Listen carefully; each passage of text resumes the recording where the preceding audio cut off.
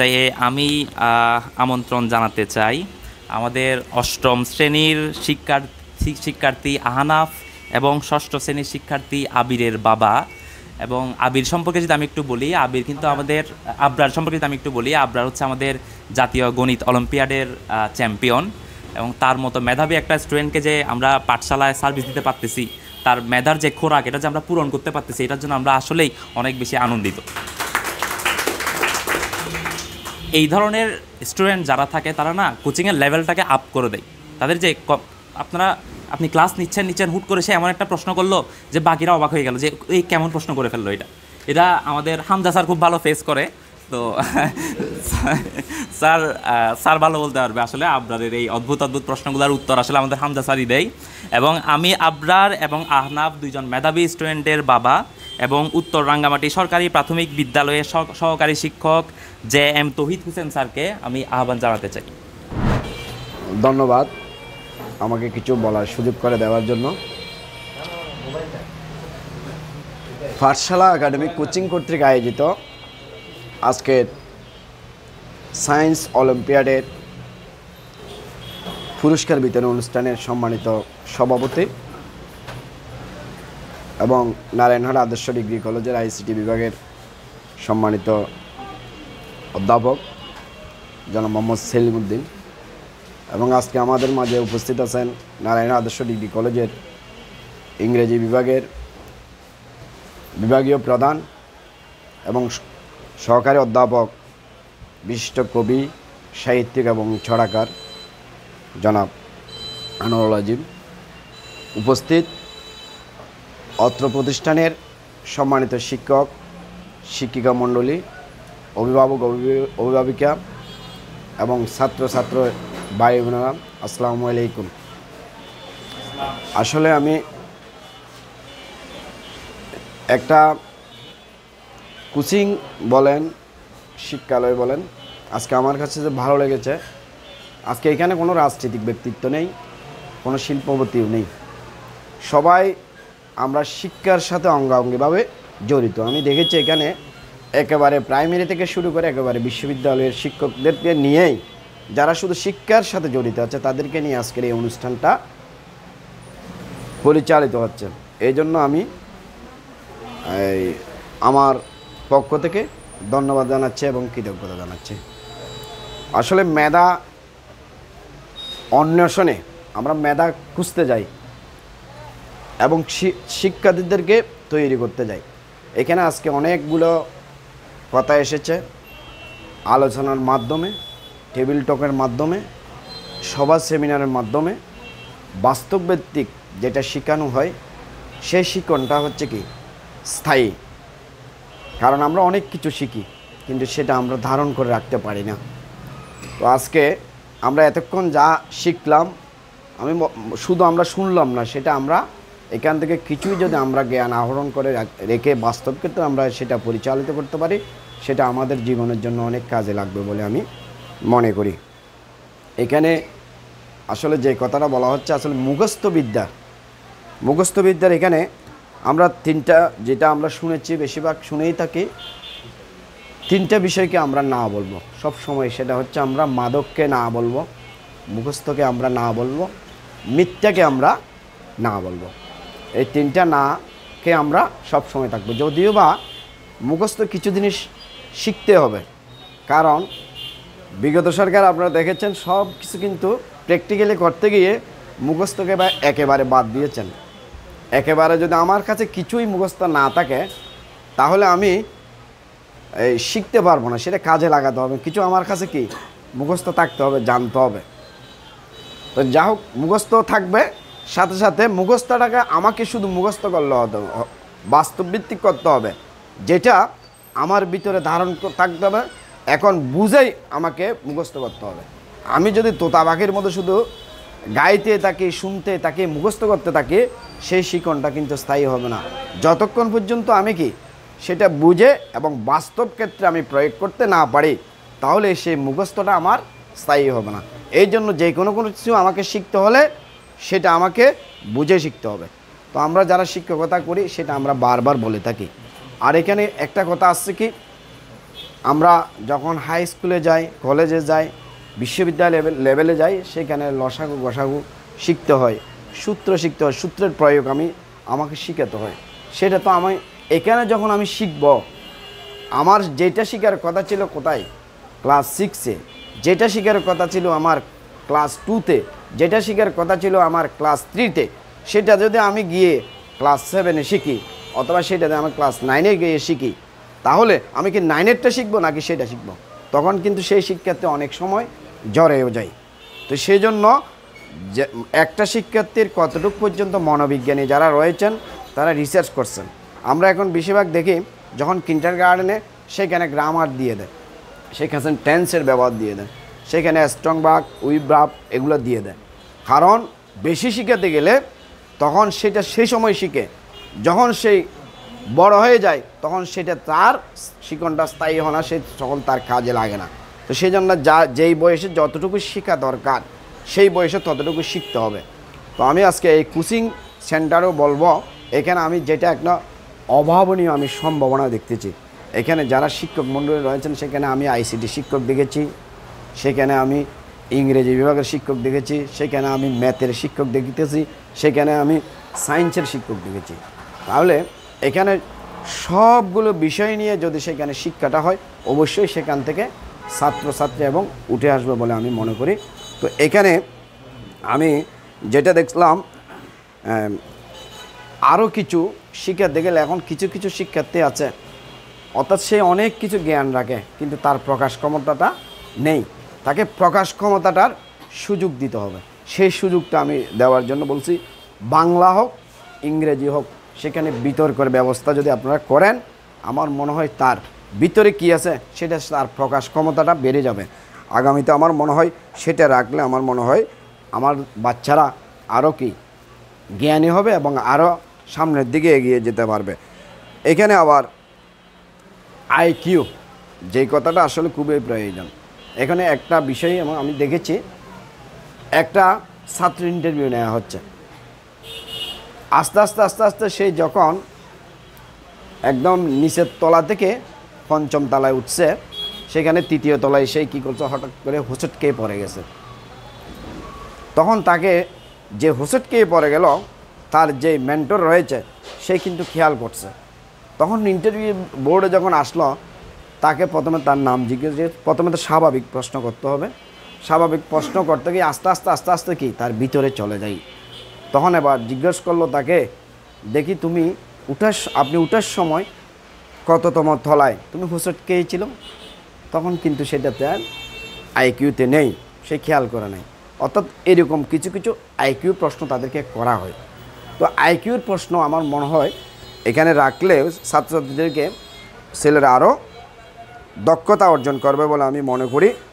আরেকটা বিষয় আমি যেটা দেখছি যে এখন ছেলেরা কিন্তু, মেয়েরা অনেক মেধাবী, পড়তেছে সব কিছুতে, অঙ্কতে ভালো, ইংরেজিতে ভালো, বিজ্ঞানে ভালো, যে কোনো বিষয়ে তারা কিন্তু নিজেকে প্রকাশ করতে পারে এবং যে কোনো পরীক্ষায় তারা অংশগ্রহণ করে তাদের কৃতিত্বের পরিচয় দিতে পারে।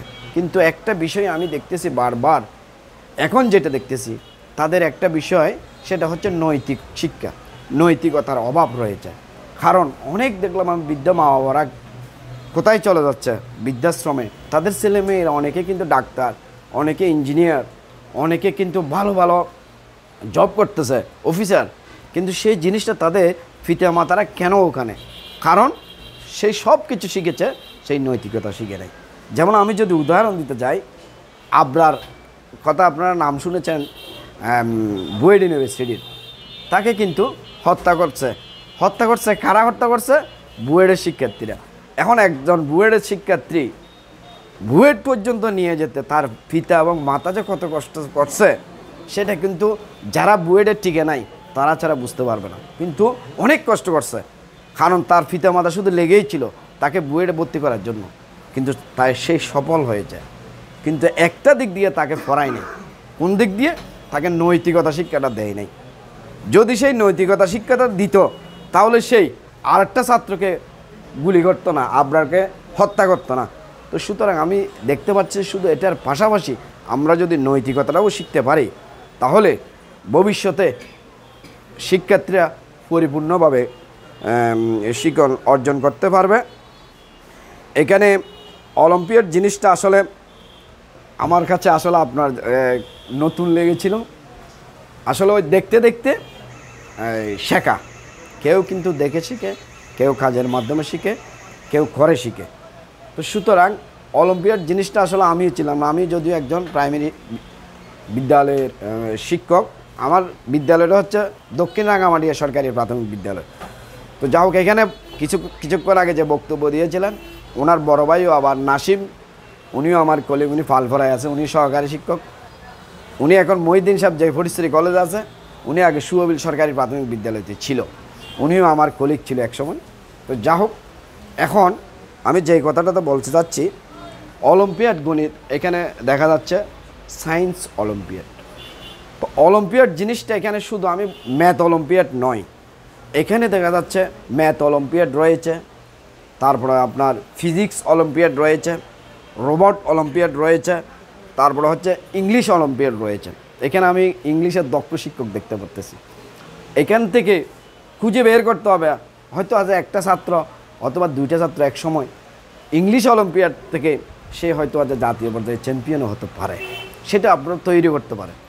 এরপরে হচ্ছে রোবট অলিম্পিয়াড। রোবট অলিম্পিয়াড এখন দেখা যাচ্ছে কি সব কিছু কিন্তু বর্তমানে কি রোবটরা করতেছে, আস্তে আস্তে আস্তে আস্তে তারা কথা বলছে, তারা কাজ করতেছে। রোবটরা প্লেন চালাবে এক সময়, কী করবে সেই ওইখানে আর মানুষ লাগবে না, রোবটরাই করবে সব কিছু। তো এখন গত 2024 সালে যে রোবট অলিম্পিয়াড চ্যাম্পিয়ন হয়েছিল, যে দক্ষিণ কোরিয়া সফর করে আসছিল, সেই তার বয়স হচ্ছে মাত্র 8 বছর। সেই হলিকর্সের ছাত্রী মেয়েটা। তো এখন সে কীভাবে পারছে? 8 বছরের ছেলে মেয়েদেরকে আমরা তো ঘর থেকে বের হতেও দেব না। এইটা তো যেমন আমার ছেলেটা যখন গণিত অলিম্পিয়াড আসছে, তাকে অস্ট্রেলিয়া নিয়ে যাওয়ার জন্য একটা কী করলো, ওইখানে যারা যারা জাতীয় পর্যায়ে আসছে ক্যাম্পে নিয়ে, সেখানে কোনো মা বাবাকে থাকতে দেয় নাই, কারণ তারা নিজেরাই নিজে সব কিছু করতে পারবে। ঠিক আমি চিন্তা করলাম কি 8 বছরের মেয়েটা কীভাবে সে মানে দক্ষিণ কোরিয়া গিয়ে সফর করে আসলো সেই। তো সুতরাং আমি বলবো, এখানে যেহেতু আমি আইসিটি শিক্ষক দেখতেছি, ইংরেজি শিক্ষক দেখতেছি, বিজ্ঞানের শিক্ষক দেখতেছি, বাংলা অলিম্পিয়াডও রয়েছে, বাংলা অলিম্পিয়াড বিভিন্ন শিক্ষকরা আমি দেখতেছি। আপনারা ঘরে তুলুন, যেগুলোর সহযোগিতা প্রয়োজন অথবা যেগুলো আমাদের ঘাটতি থাকে সেগুলো আপনারা আমাদেরকে বলবেন, ইনশাল্লাহ আমরা চেষ্টা করব আমাদের ছেলে মেয়েদের সেভাবে আমরা গড়ে তোলার জন্য। আরেকটা হচ্ছে প্রতিযোগিতামূলক, এখানে যারা অংশগ্রহণ করছে সকলকে ধন্যবাদ জানাচ্ছি। অনেকগুলো মেধাবীর মাঝে তোমরা আজকে এখানে পুরস্কার নিচ্ছ, সেজন্য আমি আজকের এই অনুষ্ঠানের পক্ষ থেকে এবং যারা আয়োজন করছেন তাদেরকে আমি ধন্যবাদ জানাচ্ছি এবং কৃতজ্ঞতা জানাচ্ছি এরকম একটা সুন্দর গোছালো অনুষ্ঠানের মাধ্যমে আমাদেরকে এবং সবাইকে সম্মানিত করার জন্য। তো যা হোক, আমি আর বিশেষ কথা বাড়াবো না, অনেক কথা বলে ফেলছি এবং সময় হয়ে গেছে। আর আরেকটা কথা, যারা কিন্তু আজকে প্রতিযোগিতায় অংশগ্রহণ করে কিছু পাও নাই, তার মানে তোমরা মেধাবী না, নয় সেটা নয়, তোমরাও মেধাবী। কারণ অনেক সময় খার ভিতর কী মেধা থাকে সেটা আমি জানি না। একবার সেই সম্পর্কে আমি একটা জিনিস উদাহরণ দিতে পারি। একটা আমার জেলা প্রাথমিক শিক্ষা অফিসার ছিলেন, ওইখানে আমরা যখন সেমিনারে গিয়েছি তখন উনি আমাকে উদাহরণ দিচ্ছে। আপনি জানেন, আমি যখন প্রাথমিক বিদ্যালয়ে পড়ি 1-তে 2-তে সব সময় ফেল, যখন আমি ক্লাস 4-এ উঠলাম 6 বিষয়ে মিলে আমি পেয়েছি কত 42 নাম্বার, 6 বিষয় মিলে। তখন কি করলো, আমার মা বাবাকে ডেকে আমার শিক্ষককে তাকে কি করলো, বলো যে আপনার ছেলেটা একটু নিয়ে যান, টিসি দিয়ে দিল, অর্থাৎ অন্য একটা স্কুলে ভালো করে পড়ান, ওখানে ভালো করবে। তখন সেই সময় তো আমি ছোট্ট ছিলাম, বুঝি নাই, তখন টিচি নিয়ে আরেকটা স্কুলে ভর্তি হলাম। তখন সেই স্কুলের শিক্ষক কি করলো, আমাকে দেখে খুব ভালোভাবে ব্যবহার করলো। সে আমাকে সেই সময় বললো যে আচ্ছা তোমার নাম কি, তখন আমার নাম বললাম। তখন বললো যে আচ্ছা ঠিক আছে, তোমাকে আমি আজকে 10টা টাকা দেবো। তখন কি করলো, তাকে সেই 10টা টাকা দিল। 10টা টাকা দেওয়ার পরে তখন বললো যে এই 10টা টাকা দিয়ে তুমি কি করবে তা একটা সত্য আছে আমার। কি সত্য? বললো যে এই 10টা টাকা দিয়ে তুমি একটা সিনেমা দেখবে। সিনেমা দেখার যখন কথা বললো, ঠিক আছে আমি খুশি একদম। আচ্ছা ঠিক আছে স্যার, আমি সিনেমা দেখবো। তারপর আরেকটা সত্য আছে। কি সত্য স্যার? সিনেমাটা তুমি প্রথম থেকে একেবারে শেষ পর্যন্ত আমাকে এসে কিন্তু বলতে হবে। তখন বললো এটা একটা কথা হলো স্যার, দেন স্যার। তখন টাকাটা নিয়েছে, পরদিন সিনেমা দেখতে চলে গেল। সিনেমা দেখতে যখন গেল, সে প্রথম থেকে একেবারে শেষ পর্যন্ত তার সিনেমাটা সে দেখে চলে আসলো। এখন পরদিন সেই বিদ্যালয়ে আসলো। আসার পর তাকে জিজ্ঞেস করলো, আচ্ছা দেখি কালকে কি সিনেমা দেখেছিল? তখন বললো স্যার এই সিনেমা দেখলো। দেখি প্রথম থেকে শেষ পর্যন্ত তুমি বলো। এমনভাবে সেই সিনেমা যে কাহিনীগুলো বলল, একেবারে সেই কান্নার সময় কান্নাকাটি করতেছে, হাসির সময় হাসি করতেছে, অভিনয়ের মাধ্যমে এমনভাবে দেখাই দিল একেবারে হুবহু। তখন ওই শিক্ষক তাকে আবিষ্কার করলো। কিছু কিছু মুখস্থ দিয়ে শিখে কিছু ছাত্র দেখে শিখে। অর্থাৎ তার কাছে মানুষ আবার আট বুদ্ধিমত্তার অধিকারী। এটা তো আমরা সবাই জানি মনে হয়, আমরা যারা শিক্ষকতা করি। আমরা হাওয়ার্ড গার্ডনার যে বলছিল মানুষের ভিতরে কয়টা, মানে 8টা বুদ্ধিমত্তা আছে। কেউ দেখে শিখে, কেউ কি যুক্তির মাধ্যমে শিখে, তো অর্থাৎ সেই ভিজুয়ালির মাধ্যমে শিখে, অর্থাৎ সে পর্দার মাধ্যমে ছেলেটা শিখতে পারবে। শেষ পর্যন্ত সেই জেলা প্রাথমিক শিক্ষা অফিসার হলো। যাদের রোল নাম্বার 1 হয়েছিল, 2 হয়েছিল, বড় বড় পুরস্কার পেয়েছিল, সেই হয়তো 6-7-এ গিয়ে জ্বরে গেছে। আর যাকে 42 পাওয়ার জন্য বিদ্যালয় থেকে বের করে দিয়েছে, সে একজন জেলা প্রাথমিক শিক্ষা অফিসার। তো সুতরাং তোমরা মন খারাপ করো না।